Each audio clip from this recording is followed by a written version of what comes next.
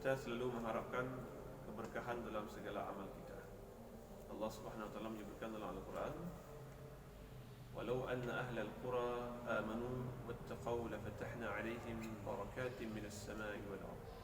Kalau sekiranya penduduk sebuah kampung, penduduk satu negeri, mereka beriman dan bertakwa kepada Allah, maka akan Allah bukakan pintu keberkahan daripada langit dan bumi. Kita membutuhkan keberkahan itu dalam setiap amal kita. Jadi kita senantiasa melihat kepada contoh-contoh orang-orang terdahulu yang telah mendapatkan keberkahan itu. Salah satu contohnya adalah Nabi Ibrahim alaihissalam.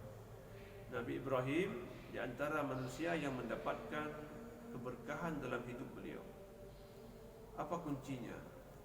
Kalau kita melihat pada sirah kehidupan Nabi Ibrahim, maka ada 5 kiat untuk mendapatkan keberkahan. Yang pertama adalah senantiasa berdoa kepada Allah Subhanahu wa taala. Berdoa ini mesti diiringi dalam setiap amal kita. Kita mulai perbuatan kita dengan doa. Setiap pekerjaan kita mulai dengan doa. Bagaimana cara mulainya? Minimal dengan membaca bismillah. Kalau kita tidak bisa membaca bismillah, baca alhamdulillah. Setiap apa yang kita kerjakan, kita mulai dengan mengucapkan puji-pujian kepada Allah Subhanahu wa taala. Kemudian kita juga mengakhiri dengan doa. Nabi Ibrahim alaihissalam setelah beliau menyelesaikan membangun Kaabah, maka beliau berdoa, "Ya Allah, terimalah apa yang telah kami kerjakan ini."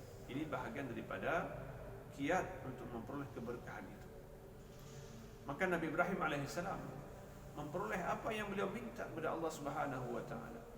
Beliau minta supaya negeri Mekah itu yang tandus menjadi negeri yang makmur. Allah minta negeri Mekah itu yang banyak penyamun, banyak perampok. Allah kabulkan doa menjadi negeri yang aman. Nabi Ibrahim dalam beberapa ayat Al-Quran Allah sebutkan bagaimana beliau minta, "Rabbi ja'al hadha baladan amina." Ya Allah, jadikan negeri ini negeri yang aman, negeri yang saya tempatkan anak-anak keturunan saya di sini. Jadikanlah negeri ini negeri yang aman. Warzuqhum minas samarat, jadikan negeri ini negeri yang penuh dengan kemakmuran, tumbuh buah-buahan yang makmur.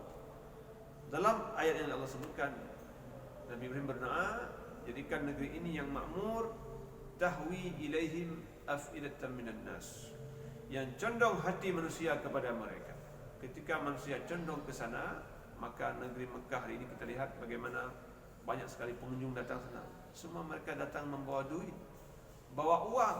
Inilah diantara cara Allah memakmurkan negeri itu. Maka keberkahan itu datang. Ketika Allah berikan keberkahan itu, kita lihat dari doa seorang Nabi yang mulia tadi. Beliau senantiasa berdoa, "Ya Allah, jadikan negeri ini negeri yang makmur." Maka Allah makmurkan.